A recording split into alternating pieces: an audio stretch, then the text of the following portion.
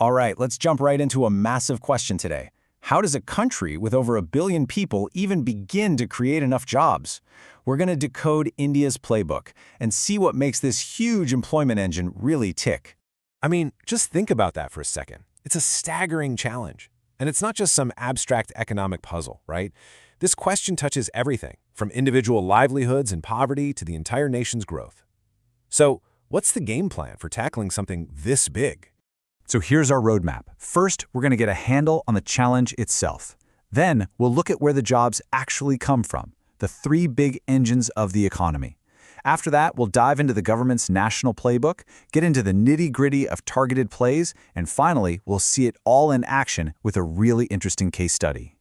First things first, you can't solve a problem until you really understand it. And when it comes to jobs in India, there are a couple of really unique economic wrinkles we need to iron out before we go any further. Okay, so one of the biggest wrinkles is this concept called disguised unemployment. It sounds complicated, but it's actually pretty simple. Picture this. You've got a small family farm, and it really only needs, say, 3 people to run it at full steam. But there are 5 family members working there because, well, there aren't any other jobs available. Those extra 2 people are technically employed, but their work isn't really adding any more output. This is a huge issue, especially in the agricultural world. And that leads us straight into the next big piece of the puzzle, the massive informal sector. We're talking about a huge chunk of the workforce here. And for them, there's often no safety net, no social security, no regular paycheck, and no real legal protections. So a huge goal is figuring out how to move more of these jobs into the formal sector, where people get that stability and security they need. Okay, so that's the challenge. Now for the solution side of things. Where do the jobs actually come from? Well, in any economy, they're basically cranked out by 3 main engines. You've probably heard of these before. Economists split the economy into 3 big buckets. You've got the primary sector, think farming, mining, anything pulled directly from the earth. Then there's the secondary sector, which is all about manufacturing and construction. You know, making stuff. And finally, the tertiary sector, which covers all the services. Let's start with the primary sector. In India, this has traditionally been the biggest employer by far, mostly through agriculture. But like we just talked about, this is where that disguised unemployment problem really hits hard. The real potential for new jobs here isn't just more people on the farm. It's in related areas like food processing, dairy, and horticulture.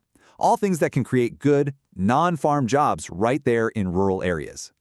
Next up, the secondary sector, manufacturing and construction.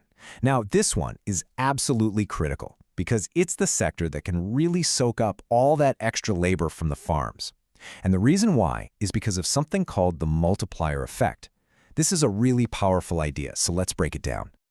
Okay, so what is this multiplier effect? Imagine a new car factory gets built in a town.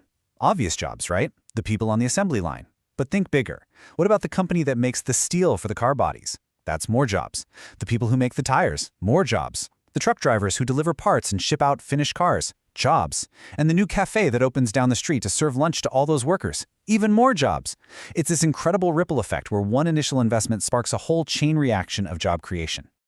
And that brings us to our third engine, the tertiary sector, or services. This is the real dynamo of the Indian economy right now. It's the fastest growing part. And the jobs here are incredibly diverse. Everything from cutting-edge IT and software to tourism, hospitality, and retail. The major challenge, though, making sure this boom creates opportunities for people at all skill levels, not just the highly educated.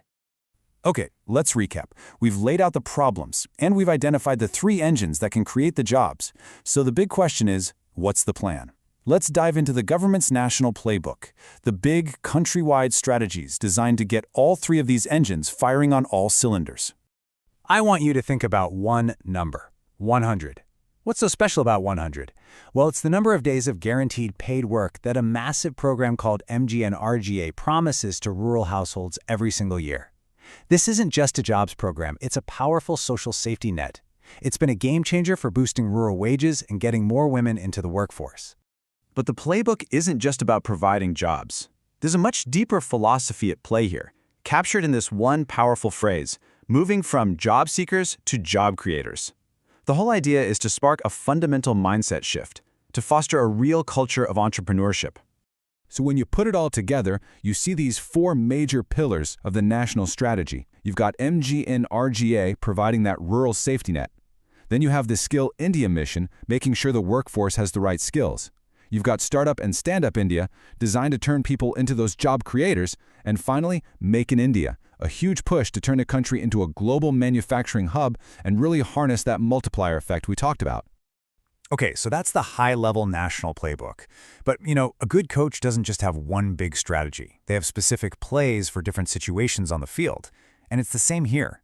The strategy gets much more specific, with targeted plays designed to fire up job growth in very specific industries.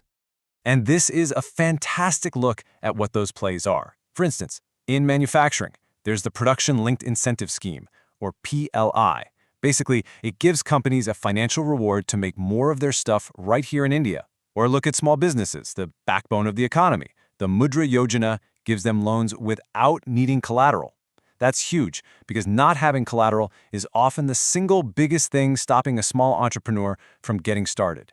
Each of these is a custom-designed tool for a specific job.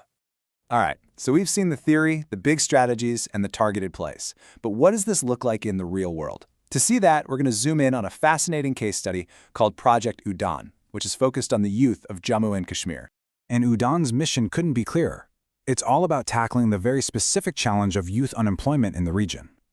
The goal is to build a bridge between the education the youth already have and the skills that big companies are actually looking for. So how do they do it? It's a really smart three-step process. First, they go out and find young people, talk to them, and figure out who's a good fit. Step 2 is intensive training, not just technical skills, but also crucial soft skills like communication.